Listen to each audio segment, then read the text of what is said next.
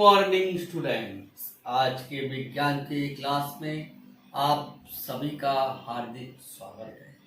बच्चों, आज हम पाठ 7 पोषण और आहार इस पाठ का अध्ययन करेंगे।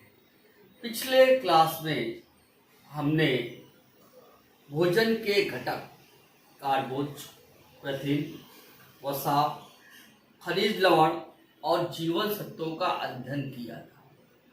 आज हम जीवन सत्वों की अभाव से कौन कौन सी समस्याएं आ सकती है उसका अध्ययन करेंगे। उसके बाद प्रोबायोटिक संतुलित आहार, इसके बारे में अध्ययन करेंगे। तंतुमय रेशे पदार्थ क्या होते हैं, पानी क्या होता है, पानी के उपयोग, कुपोषण क्यों होता है, अति पोषण क्यों होता है, मोटापा कैसे दूर किया जाता है, इनके बारे में हम विधिवत अध्ययन करेंगे। और इसके अलावा खाद्य पदार्थों में जो मिलावट की जाती है, खाद्य पदार्थों में अपमिश्रण, इन सभी का हम विधिवत अध्ययन करेंगे। सर्वप्रथम आइए हम जीवन सत्वों के अभाव से होने वाले रोगों के बारे में अध्ययन करेंगे। तो जीवन सत्व ए के अभाव से कौन सा रोग होता है? जीवन सत्व ए के अभाव से रतौंधी नामक रोग होता है। रतौंधी का मतलब होता है कि कम प्रकाश में दिखाई न देना। इसके बाद जीवन सत्व बी की कमी से बेरी बेरी नामक रोग होता है। सी की कमी से स्कर्वी नामक रोग होता है। डी की कमी से सुकंडी नामक रोग होता है। इसके अलावा जो हमारे खनिज लवण है, आयोडीन, उनकी कमी से गलगंड, घेंगा नामक रोग होता है। आइए इन रोगों के बारे में हम आकृति की सहायता से देखते हैं। होता है बच्चों, आप यह आकृति देख रहे हैं। यह आकृति में स्कर्वी नामक रोग की आकृति दिखाई गई है। यह स्कर्वी जीवन सत्व सी के कमी से होती है। मसूड़ों में रक्तस्राव आना, गल ग्रंथि में सूजन आना, घाव शीघ्र न भरना, ये सब देख रहे हैं। ये स्कर्वी के लक्षण है। आइए अगली आकृति देखिए। बच्चों, यहां पर आप देख रहे हैं एक बालक के दोनों पैर टेढ़े हैं।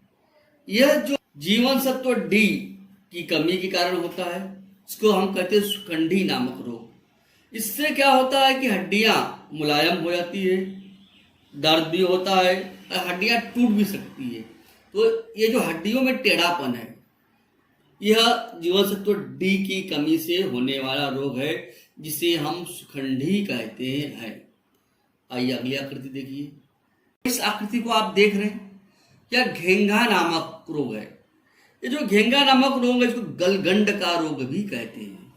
यह आयोडीन की कमी से होने वाला रोग है।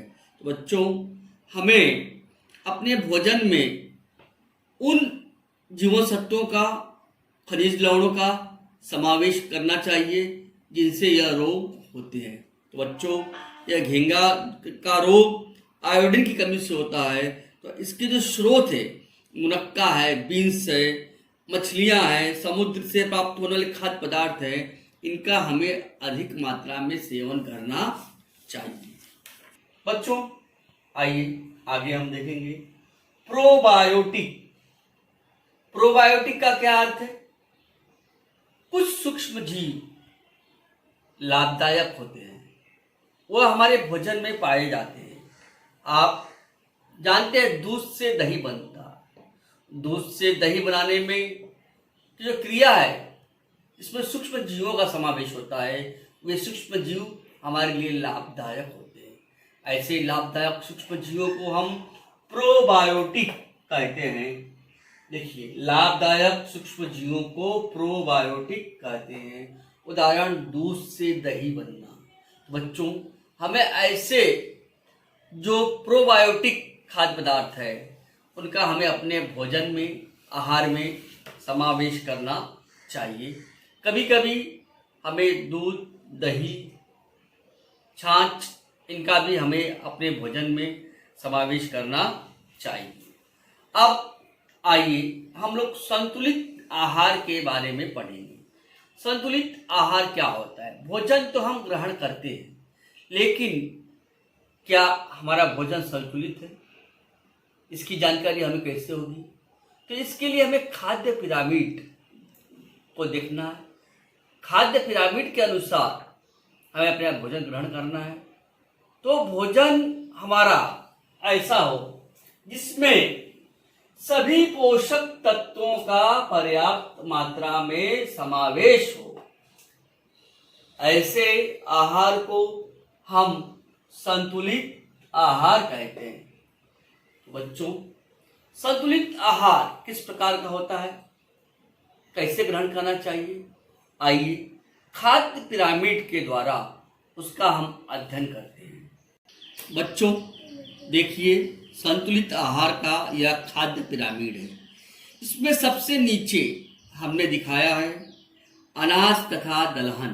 अनाज तथा दलहन, इनसे जो चपाती है, पाव है, या आप देख रहे जो खाद्य पदार्थ है, अनाज और दलहन, इनसे इनका हमारे भोजन में समावेश होना चाहिए।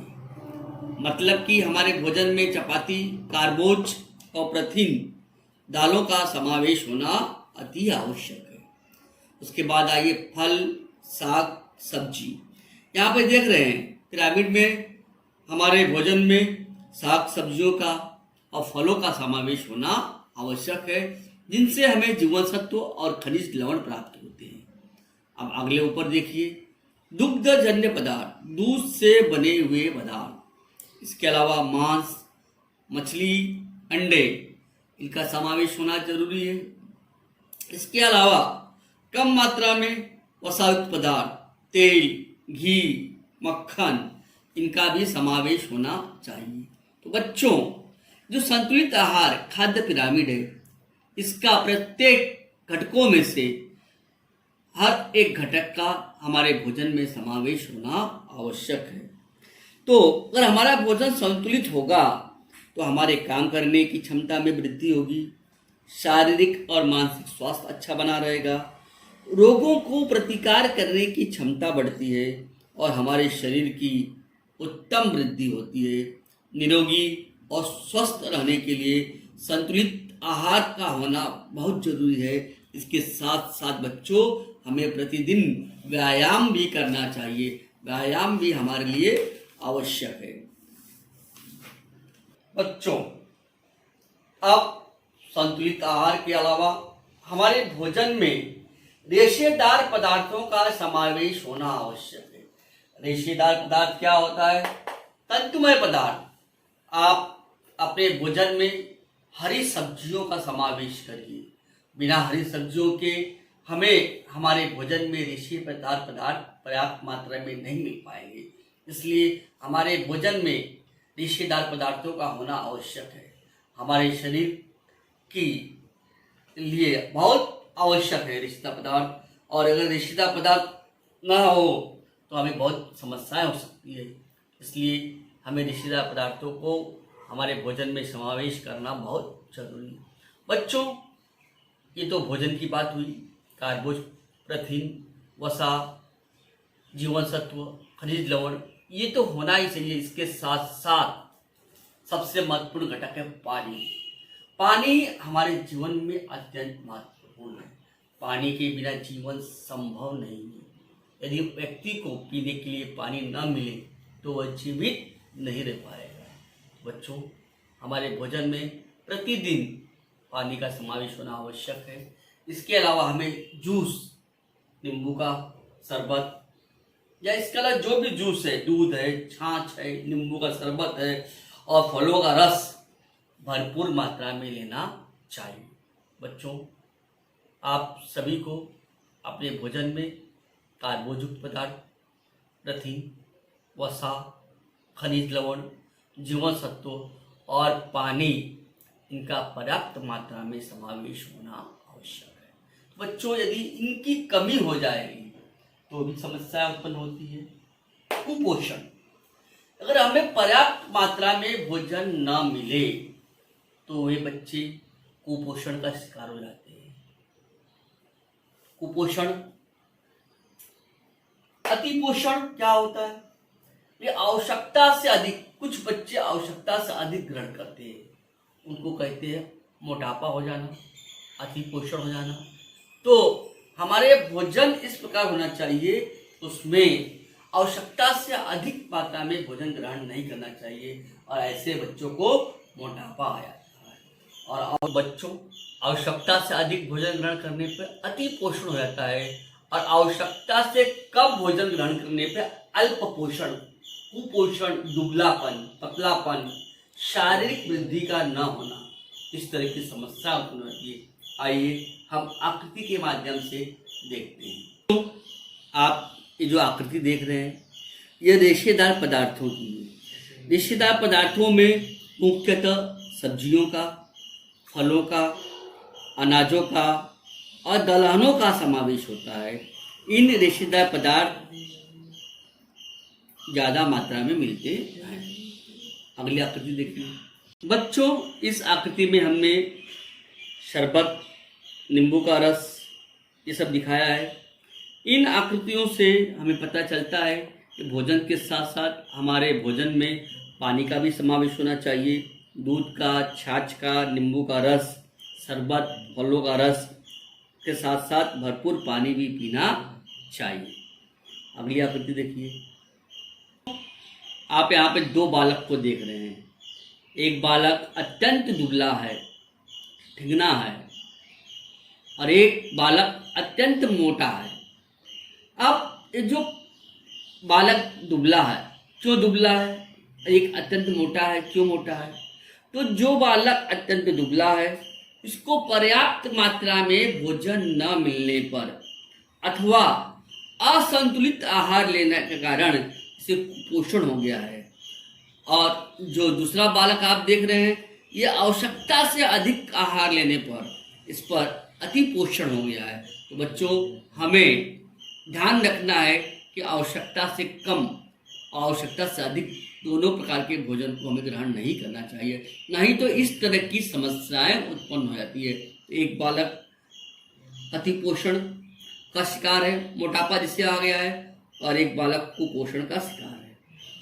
बच्चों, आपने देखा एक बालक जो अति मोटापा है, जिसको हम ओबेसिटी भी कहते हैं, उस मोटापे को कैसे कम करें, क्या खाए, उनका आहार क्या होना चाहिए?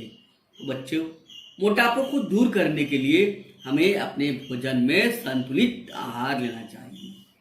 अनाज, सब्जियों और फल छिलके सहित खाना चाहिए। आप लोग छिलके निकाल के खाते हो, छिलके निकालना नहीं चाहिए। कुछ छिलके में विटामिन्स होते हैं, जीवन सत्व होते हैं। बच्चों, अपनी हाइट को बढ़ाने के लिए, शारीरिक वृद्धि करने के लिए हमें साइकिल का अधिक उपयोग करना चाहिए, हमें साइकिलिंग करना चाहिए। इसके अलावा आजकल बच्चे केवल घर में बैठ के पबजी खेल खेलते हैं, कंप्यूटर पे बैठ के, मोबाइल पर बैठ के केवल फ्री फायर जैसे गेम को खेलते हैं। तो ऐसे गेम को ना खेले, वो मैदानी खेल अधिक मात्रा में खेले। जितना वो मैदानी खेल अधिक मात्रा में खेलेंगे, उतना ही शारीरिक वृद्धि अधिक होगी। तो बच्चों, आप मैदानी खेल को ज़्यादा जाइए, मोबाइल से दूर रहिए। मोबाइल में जो भी गेम है उसको निकाल दीजिए, और पबजी जैसे गेम और फ्री फायर जैसे गेम से दूर हो जाइए। और जितना आप मैदानी खेल खेलेंगे, उतना ही आपका स्वास्थ्य अच्छा बना रहेगा और आपका मोटापा दूर होगा। तो बच्चों, ये सब उपाय आपको करना है, और क्या नहीं करना वो भी देख लीजिए। भूख न होने पर न खाएं। कुछ बच्चों को भूख हो चाहे ना हो, केवल खाते रहते हैं, तो वह चीज़ उनको छोड़ देना है। कुछ बच्चे टीवी के सामने बैठ जाएंगे भोजन को लेके, और यह नहीं देखेंगे हम कितना खा रहे हैं। तो बच्चों, भोजन के समय टीवी न देखें। आजकल बच्चे भोजन के समय टीवी तो छोड़ दिए, मोबाइल लेके बैठ जाते हैं। तो बच्चों, मोबाइल को भी हटा देना है आपको। तो भोजन के समय टीवी, मोबाइल से दूर रहें। कम दूरी के लिए मोटर गाड़ी का उपयोग न करें, पैकेट बंद और खाद्य पदार्थ न खाएं। बच्चों, हमने देखा मोटापा को हम कैसे दूर करें, क्या खाएं क्या ना खाएं। अब एक और समस्या जो बच्चों में सबसे बड़ी समस्या है, आजकल बच्चे भोजन नहीं करते हैं। क्या खाते हैं? जंक फूड खाते हैं। जंक फूड क्या होता है आप सभी जानते हैं। आज बच्चे चपाती चावल सब्जी रोटी इसको खाना पसंद नहीं करते। इसकी जगह पे पिज्जा, बर्गर, नूडल्स, मैगी और पैकेट बंद खाद्य पदार्थ को खाना चाहते हैं। ये पदार्थ हमारे शरीर के लिए घातक होते हैं। ये हमारे शरीर में पोषक तत्व प्रदान नहीं करते हैं और ऐसा भोजन हमें शारीरिक वृद्धि नहीं करता है, हमारा शारीरिक विकास नहीं करता है। तो ऐसे भोजन को इनसे हमें दूर रहना है। जंक फूड हमें नहीं ग्रहण करना है। ये विषैले भी होते हैं और ये हमारे लिए नुकसानदायक होते हैं। बच्चों, आपको जंक फूड ग्रहण नहीं करना है। जितना आप जंक फूड खाएंगे आपका पेट भी नहीं भरेगा और आपकी शारीरिक वृद्धि और आपका विकास नहीं होगा। इसके बाद बच्चों एक और चीज है, आजकल मिलावट हो रही है। खाद्य पदार्थों में मिलावट। खाद्य पदार्थों में मिलावट आजकल दुकानदार विक्रेता क्या करता है, अधिक पैसे कमाने के लालच में खाद्य पदार्थों में मिलावट करता है, ज्यादा से ज्यादा लाभ कमाने के लिए। तो अब वो मिलावट करने से जो खाद्य पदार्थ हमारे पास हमारे भोजन में जाता है वो विषैला होता है, वो हमारे स्वास्थ्य के लिए घातक होता है। तो ये जो दुकानदार होते हैं वो खाद्य पदार्थ में मिलावट करते हैं, उसका खामियाजा बच्चों को हमें भुगतना पड़ता है। तो हमें इसका लिए हमें क्या करना है, आइए पहले हम देखते हैं खाद्य पदार्थों में क्या क्या मिलावट की जाती है। बच्चों, आप देखिए किस खाद्य पदार्थ में क्या क्या मिलाया जाता है। तो बच्चों आप देखते हैं दूध, आजकल दूध ओरिजिनल नहीं आ रहा है। दुकानदार क्या मिलाता है, दूध वाला पानी मिलाता है। वो आधा लीटर दूध में आधा लीटर पानी मिला के ही आपको देता है। आपको जो दूध है वो सही दूध आपको प्राप्त नहीं होता है। दूध में पानी मिलाया जाता है, यूरिया, स्टार्च, इसकी मिलावट की जाती है। तो आपको ध्यान देना है कि मिलावट युक्त चीज को ग्रहण नहीं करना है। अगला देखिए लाल मिर्च। आजकल दुकानदार अधिक पैसे कमाने के लालच में लाल मिर्च में ईंट का चूर्ण, ईंट का रंग भी लाल होता है, इसके अलावा लाल कुम्हड़े का चूर्ण, लाल जो कुम्हड़ा होता है उसको चूर्ण उसमें मिला देता है। तो आपको ध्यान देना है कि मिर्च जो हम लाल मिर्च घर पे ला रहे हैं, पिसी हुई मिर्च, वो मिलावट वाली ना हो। काली मिर्च बच्चों आप खाते हैं, काली मिर्च में आजकल पपीते का बीज मिलाया जा रहा है। पपीते का बीज भी काली मिर्च के ही जैसा होता है। तो पपीते के बीज को मिलाकर अधिक लाभ कमाने का काम करते हैं। आइसक्रीम आप खाते हैं, आइसक्रीम में धोने का सोडा, कागज की लुगदी की मिलावट की जाती है। चावल में पतले सफेद कंकड़ मिलाए जाते हैं। मूंगफली में लाल रंग के पत्थर के टुकड़े मिलाए जाते हैं। बच्चों, आपने देखा खाद्य पदार्थों जो मिलावट की जाती है वो हमारे लिए बहुत नुकसानदायक होता है। तो हमें खाद्य पदार्थों में जो मिलावट युक्त खाद्य पदार्थ है उसका ग्रहण नहीं करना चाहिए और जंक फूड जैसे खाद्य पदार्थों को भी हमें नहीं खाना चाहिए। इससे हमारे शरीर को ऊर्जा मिलती है लेकिन अन्य पोषक तत्व नहीं प्राप्त होते हैं। तो बच्चों, अंत में मैं आपको यही कहना चाहता हूँ कि आप अपने भोजन में संतुलित भोजन को ग्रहण कीजिए। आज हम यही समाप्त करते हैं और प्रतिदिन अपने भोजन में दूध का समावेश करिए और एक फल का समावेश अवश्य करना है। धन्यवाद बच्चों, आज का क्लास में समाप्त।